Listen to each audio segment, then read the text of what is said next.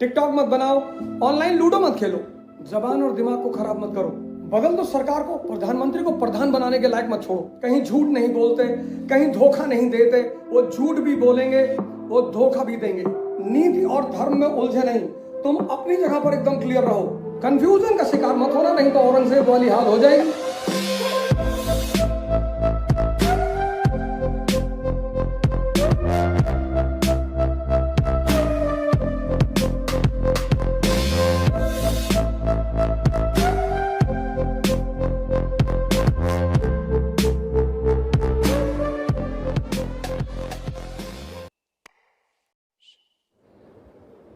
जीत जरूरी है, चाहे विभीषण को मिलाकर और चाहे मंदोदरी को मिलाकर। जीतना बहुत जरूरी है, क्योंकि जब इतिहास लिखा जाएगा तो तुम कितने भी अच्छे हो, अगर तुम हारे हो तो इतिहास तुम्हें सम्मान नहीं देगा। सम्मान देगा क्योंकि तुम लड़े हो, उससे तुम भाग नहीं सकते। टिकटॉक मत बनाओ, ऑनलाइन लूडो मत खेलो। 70% लोग ऑनलाइन लूडो खेल रहे हैं, और जब लूडो में हार जा रहे हैं तब फेसबुक पे आ जाते हैं कि चीनी कुत्ते। अरे जब कृष्ण कहता है मित्र दुर्योधन, तुम भी कहो मित्र चीन,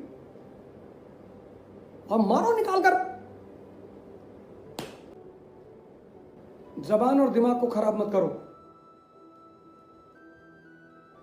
विदेशियों को हमेशा तुर्क भारत आए तो उन्होंने ब्राह्मणों से कहा कि ब्राह्मण जात कभी झूठ नहीं बोल सकती। ब्राह्मण खुश हो गए, तारीफ कर रहा है हमारी। उन्होंने सारी इंफॉर्मेशन उनको दे दी। राजपूतों को उन्होंने कहा कि राजपूत मर जाएगा लेकिन जबान से नहीं पलटेगा। वो मर गए, जबान से पलटे नहीं। सबका फायदा उठाया उन्होंने। घबराओ मत। तुम अगर कमजोर मानसिकता के हो तो तुम तुरंत दबा दिए जाओगे। पार्टी की नीतियों का विरोध करो, संकट के बाद खूब विरोध करो। इलेक्शन आएगा, सरकार से नाखुश हो, एक सीट मत देना सरकार को। बस डेमोक्रेसी में क्या है? डेमोक्रेसी में तो जनता के हाथ में वोटिंग राइट है। बदल दो सरकार को, प्रधानमंत्री को प्रधान बनाने के लायक मत छोड़ो। लेकिन अगर एक्सटर्नल वॉर होता है, युद्ध होता है, तो एकता बनाए रखना बहुत जरूरी है। चुनौतियां बहुत है। कल मेरे एक मित्र ने मुझे फोन किया, बोले कि अवध भाई आप बार बार कहते हैं कि सरकार को सपोर्ट करो, लेकिन मैं अगर सरकार को सपोर्ट करता हूं तो मेरे मित्र फिर मुझे भक्त बुलाते हैं। एक्चुअली इस देश में जो कॉन्सेप्चुअल क्लियरिटी है वो 70% लोगों की हमेशा से खराब रही है, हमेशा से। नीति और धर्म दो अलग अलग बातें हैं। एथिक्स और religion. Ethics is related to society and religion is related to individual. इसलिए जब आप कृष्ण को देखोगे और नीति और धर्म को मिलाओ, अब बुद्ध जो है वो संसार में नहीं है, समाज में नहीं है, इसलिए वो पूरी तरह से धार्मिक दिखाई पड़ते हैं। कहीं झूठ नहीं बोलते, कहीं धोखा नहीं देते, कहीं हत्या नहीं करते। तो एक जो आम मन है वो कहता है सन्यासी तो बुद्ध जैसा होता है।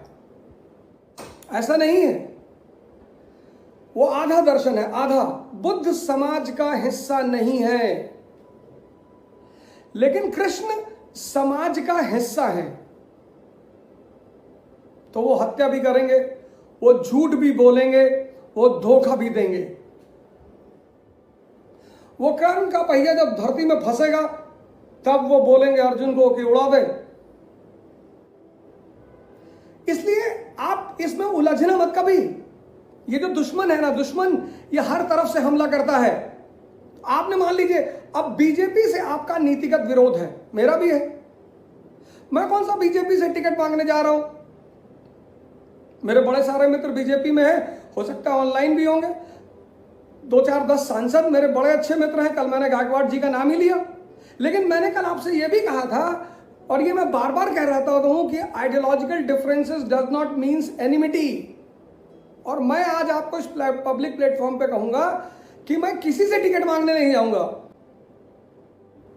लेकिन आप डरे ना, आप समझे चीजों को। तो मैंने उनसे कहा कि मित्र, कृष्ण जो है समाज का हिस्सा है, तो वो कभी कहीं नीति का सहारा लेते हैं और कहीं धर्म का सहारा लेते हैं।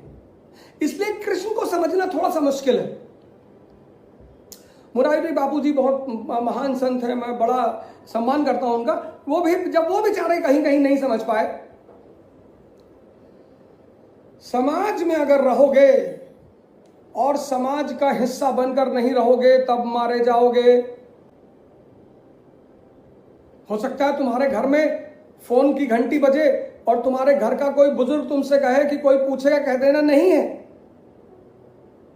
और तुम हो सकता है स्कूल में चैप्टर पढ़ के आए हो कि झूठ बोलना पाप है। अब तुम फंस जाओगे कि यार टीचर ने तो कहा था कि झूठ बोलना पाप है, और बाबा जी कह रहे हैं कि कोई पूछे कह देना घर में नहीं है, अब मैं क्या करूं। तो एक साधारण दिमाग मुसीबत में फंस जाएगा और एक समझदार दिमाग कहेगा कि जहां फायदा है वहां झूठ बोलो। पृथ्वीराज चौहान मोहम्मद गौरी से लड़ रहे थे, वो जमीन पर गिर गया। चौहान ने नहीं मारा उसे कि हम राजपूत हैं, प्राण जाए पर वचन न जाए। नीति उस आदमी के लिए जो नीति को मानता हो, इसीलिए मैं शिवाजी को बहुत मानता हूं।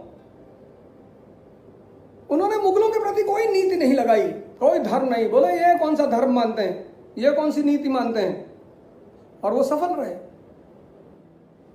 और जब हमारे दुश्मन कोई नीति और धर्म नहीं मानते तो हम, इसलिए आप नीति और धर्म में उलझे नहीं। Don't get confused on the grounds of religion and ethics. Religion is self transformation, धर्म का मतलब है आत्म परिवर्तन, और नीति का मतलब है समाज में किया जाने वाला आचरण। कौन से डेमोक्रेसी को मानता है चीन, पढ़ो ना उसकी पॉलिटिकल हिस्ट्री। हमारा दुश्मन किसी नीति को नहीं मानता, और हमारे दोनों दुश्मन किसी नीति और किसी धर्म को नहीं मानते। और अगर हमने इनके पक्ष में नीति और धर्म लगाया तो हमारा भी हाल पृथ्वीराज चौहान वाला होगा। इसलिए डरने की कोई जरूरत नहीं है। तुम अपनी जगह पर एकदम क्लियर रहो कि अगर युद्ध होगा तो मैं सरकार के साथ हूं, युद्ध नहीं है तो मैं सरकार की नीतियों का विरोध करूंगा। कंफ्यूजन का शिकार मत होना, नहीं तो औरंगजेब वाली हाल हो जाएगी। वो अकेले में मुसलमान हो जाता था और गद्दी पर बैठकर राजा हो जाता था, और जब ये स्प्लिट पर्सनालिटियां लड़ती थी तो वो उल्टे सीधे कदम उठाता था।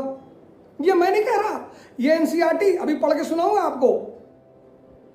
राजा का कोई धर्म नहीं होता, राजा किसी जाति का नहीं होता, राजा किसी क्षेत्र का नहीं होता। राजा होता ही वही है जो इन सब चीजों से ऊपर उठ जाता है और इन सब चीजों का अपने हितों के लिए उपयोग करता है। कंफ्यूजन का शिकार जिंदगी में मत रहिए। कंफ्यूजन सारी परेशानियों की वजह है। या तो संसारी बनकर रहिए या सन्यासी बनकर रहिए, और या फिर लीला करिए। कभी बहुत अच्छे खिलाड़ी हैं आप तो कभी सन्यासी बन जाइए, कभी संसारी बन जाइए। पर अगर आप पकड़ में आ गए तो आप अपराधी हैं। अगर लोग आपकी लीला पर सजदा कर गए तो आप भगवान हैं।